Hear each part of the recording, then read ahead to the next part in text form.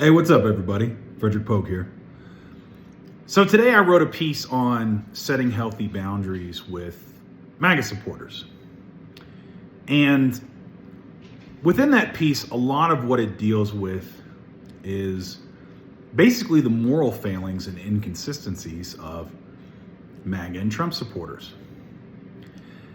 And that kind of got me to thinking, and this is something I've been, when it comes to messaging from our side, where we miss the mark is we don't take definitive moral stances. For Democrats and those of us on the left, a lot of times it's caught up in policy or it's this kind of nuanced take. And the problem with that is when we talk to these MAGA supporters or we talk to the Republicans, we're actually having two very different conversations. Because they're talking about a moral stance. And where it's gotten for them is no matter what Trump does, he's their guy. And because they're morally right, it doesn't matter what he does. It doesn't matter about the inconsistency because they've kind of abandoned long ago of adhering to the principle. And we saw that after January 6th. And so that's where we get frustrated and we're constantly pointing out this moral inconsistency in their side.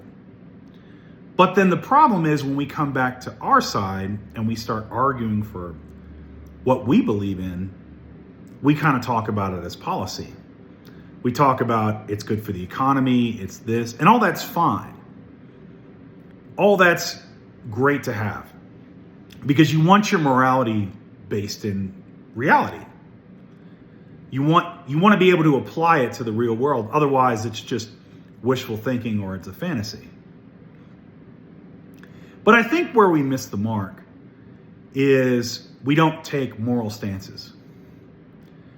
We argue that, say, trans people should have this and that, or we have to agree with, trans people being able to do what they do. Here's my thing is you don't have to like it. You can be grossed out by trans people. I don't care.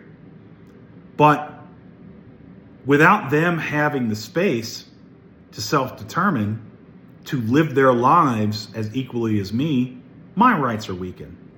Because the principle of everyone having civil rights is weakened.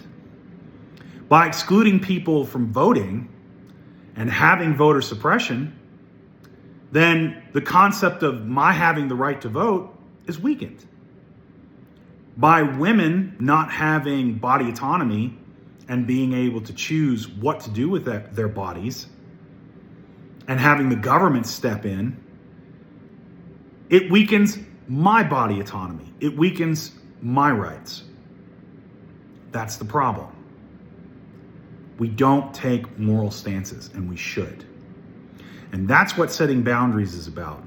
And that's what holding MAGA accountable is about. Because then that way, you're having the same conversation. You're not pointing out their moral hypocrisy. What you're saying is, this is right. My side is right morally. You know it's right. Why aren't you over here? Why don't you believe in these things?